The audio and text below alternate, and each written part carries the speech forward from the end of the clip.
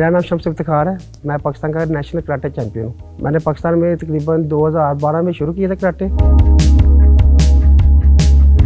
Karate की कई किस्म की टाइप्स होती हैं, जिसमें टाइक्वांडो, जिम्नास्टिक, विशु ये सब आ जाते हैं, लेकिन हम आते हैं शोतोकान में। तो मैं शोतोकान खेलता हूँ कराटे की। शोतोकान बेसिकली ये जापानीज गेम है, तो इसका मतलब होता है कि शेर का पंजा। स्कूल लाइफ में होता था मैं, तो हमारे घर के पास ही कराटे क्लब था। तो जो मेरे फ्रेंड्स थे ना, वो कराटे खेलते थे, तो उन्होंने मुझे कहा था कि आप भी ज्वाइन करो। तो मेरी वालदा का ज़्यादा शौक था, तो उन्होंने मुझे कराटे में डाल दिया। 2012 में मैंने शुरू किए थे, तो तब से मैं अब तक खेल रहा हूँ।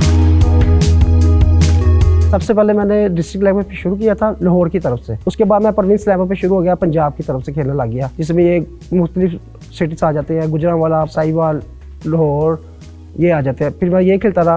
फिर प्रोविंस लेवल से मैंने नेशनल लेवल पे चला गया। पाकिस्तान में नेशनल खेली मैंने पंजाब की तरफ से। फिर उसी बेस पे मैंने पाकिस्तान आर्मी में मैं चला गया। आर्मी की तरफ से मैं नेशनल्स वगैरह खेलता हूँ पाकिस्तान में। पाकिस्तान की तरफ से मैंने 2022 में श्रीलंका में इवेंट था 6 साउथ एशिया चैंपियनशिप।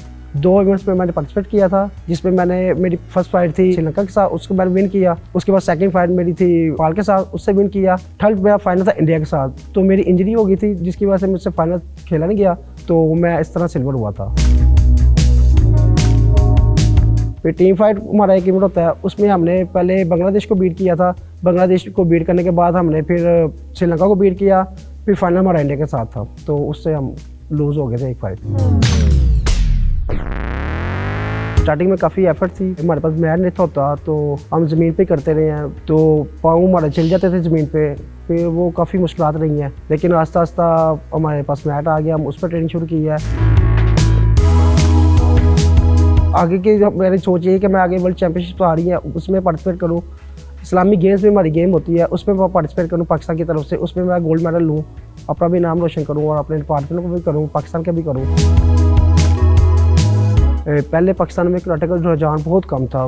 कोई पेरेंट्स अपने कराटे में डालते ही नहीं थे बच्चों को, ना फीमेल आती थी ना मेल आते थे। लेकिन अभी जो हमारे प्रेसिडेंट है जंगीर साहब कराटे के, उन्होंने बहुत ज़्यादा एफर्ट किया है।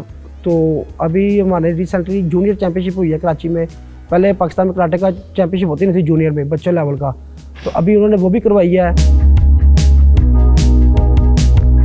कराटे का प्लेयर होने के साथ साथ मैं कोचिंग वगैरह भी करता रहा हूँ। मेरे पास छोटे बच्चे भी थे और बड़े भी थे। हम स्पेशली स्कूल्स में भी ट्रेन करवाते हैं और कॉलेजों में भी। आजकल के दौर में कराटे की वजह से बहुत ज़्यादा स्टूडेंट्स को फ़ायदा हो रहा है, जिसकी वजह से उनको कराटे बेस पर एडमिशन मिल रहा है। उनकी टोटली फ़ीस माफ़ हो जाती है, कॉलेजों में भी और यूनिवर्सिटी लेवल्स में भी। जॉब्स भी बहुत ज़्यादा मिल रही हैं। आर्मी जॉब देता है, वापडा देता है, रेलवे, ये सब जॉब्स देते हैं। मैं खुद आर्मी का प्लेयर हूँ, मुझे कराटे बेस पे ही जॉब मिली हुई है। वालदा की वजह से भी मैंने कराटे स्टार्ट किए थे, तो उनकी वजह से मैंने फिर नेशनल लेवल पे मेडल लिए।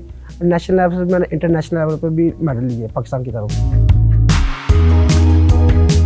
ओवरऑल कराटे की वजह से ज़िंदगी में बहुत ज़्यादा इम्पैक्ट आया। डिसिप्लिन आ जाता है कि किससे किस तरह बात करते हैं, कैसे, ये सारी एक शौर आ जाते हैं इंसान को। पहले स्टेमिना नहीं था इतना, लेकिन कराटे करने से अभी हमारा इतना स्टेमिना हो गया कि हम जितना मर्जी रनिंग कर लें, हमें कोई फील नहीं होता। मैं शुक्रिया अदा करता हूँ HBL PSL का और किंगडम वैली का, जिन्होंने मेरी खिदमत को सराहा और हमारे हीलर्स के लिए मुझे सिलेक्ट किया।